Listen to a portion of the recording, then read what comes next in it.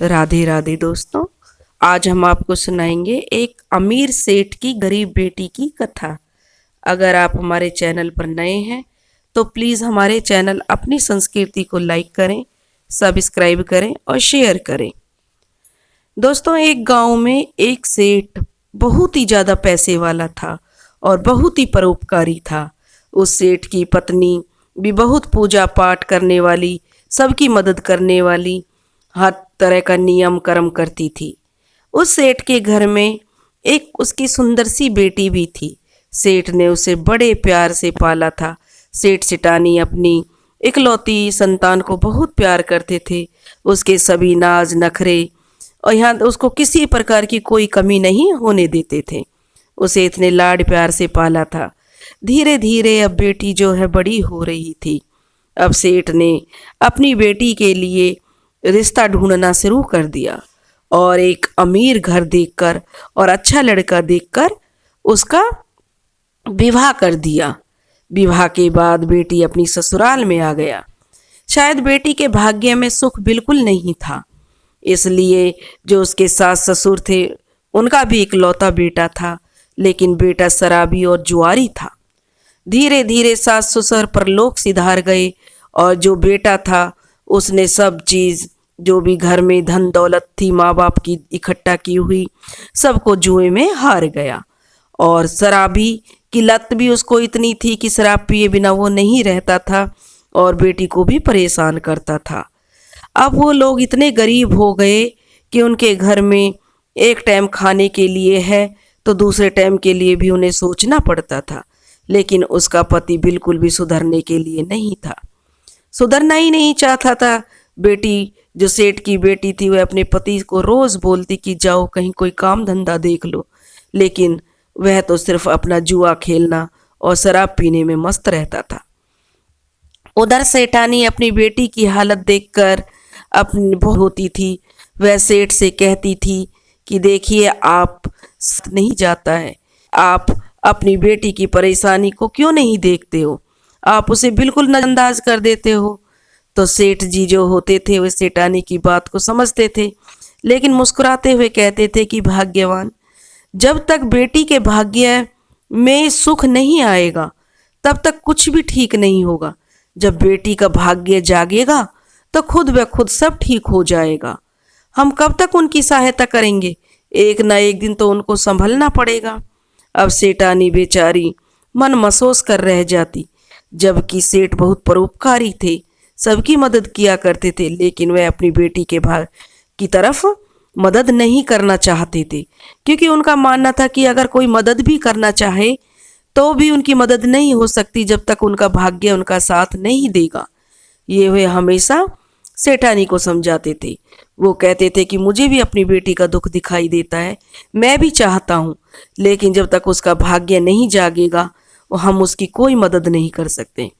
कहते हैं ना कि झूला जितना आगे जाता है उतना ही पीछे भी जाता है, इसलिए जीवन में सुख दुख बराबर आते हैं। सेठानी अपना बेचारी, उसकी तो माँ की ममता थी, बेटी का दुख उससे नहीं देखा जाता था, बेचारी रो पीट कर बैठ जाती। एक दिन उसका दामाद सेठ और सेठानी से मिलने के लिए आया, तो उसने उसकी बेटी और दामाद मिलने के लिए आए, बेटी और दामाद दोनों अपने माँ बाप से मिलने के लिए आए, तो बेटी ने अपनी माँ के आगे आकर उससे लिपट कर रोने लगी। मगर सेठ अपनी बेटी से यही कहता रहा कि बेटी तुम रो मत, जब तुम्हारा भाग्य जागेगा तो तुम्हें किसी भी प्रकार की, किसी से भी कोई भी मदद मांगने की जरूरत नहीं पड़ेगी। लेकिन फिर भी वो सेठ अपनी पत्नी से कहता है कि तुम जब बेटी को विदा करो तो 2 बोरी गेहूं इनको दे देना। तो सेठानी ने जल्दी, सेठ अब घर से बाहर चला गया, तो सेठानी ने सोचा कि जल्दी जल्दी बूंदी के लड्डू बना दूं और उनके बीच में सोने के सिक्के डाल दूंगी, जिससे अपनी बेटी और जमाई को थोड़ी मदद हो जाएगी, उनके गरीबी के दिन दूर हो जाएंगे।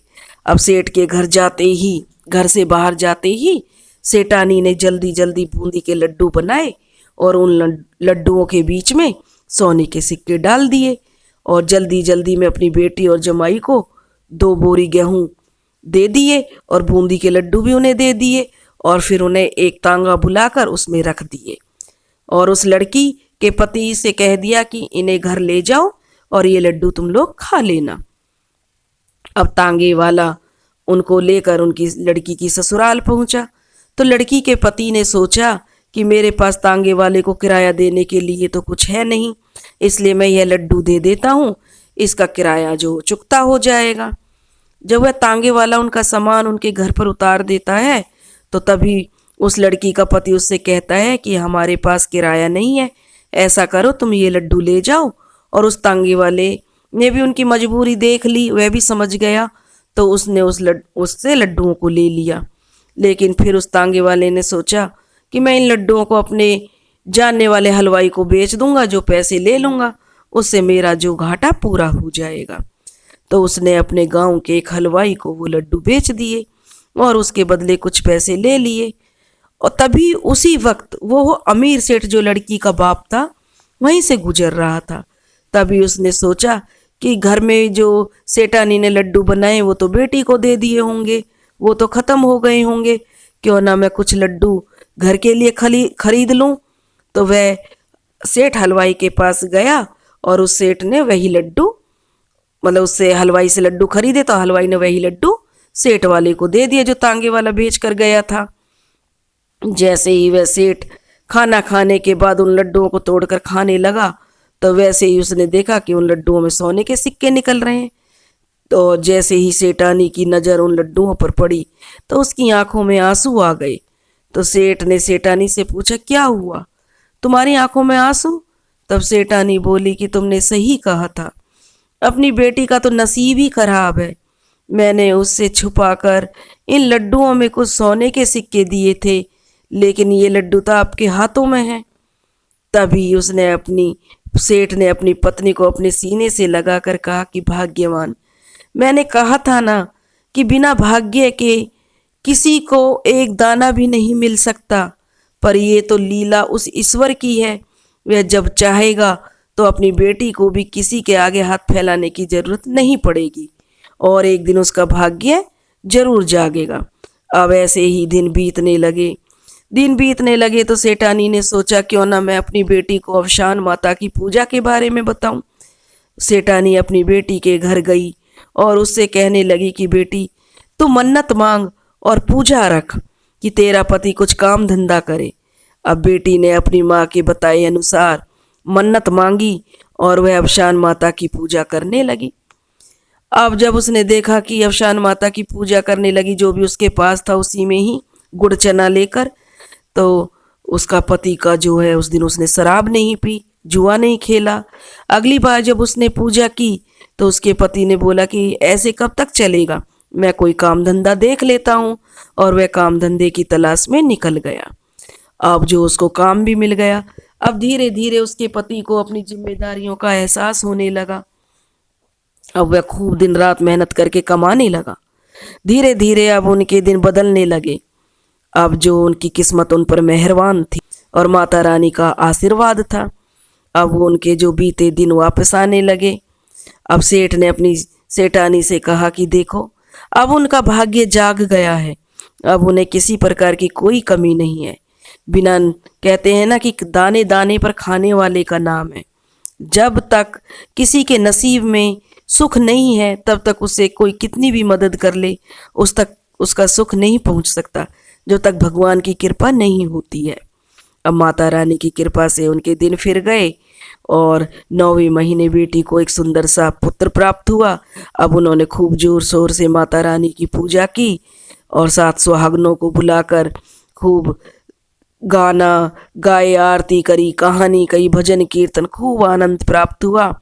हे माता रानी, जैसे पहले सेठ की बेटी को आई ऐसे किसी को मत आना, जैसे पीछे आई वैसे सबको आना, कहते सुनते हुंकारे भरते और सभी की मनोकामना पूर्ण करना। बोलो अवशान माता की जय।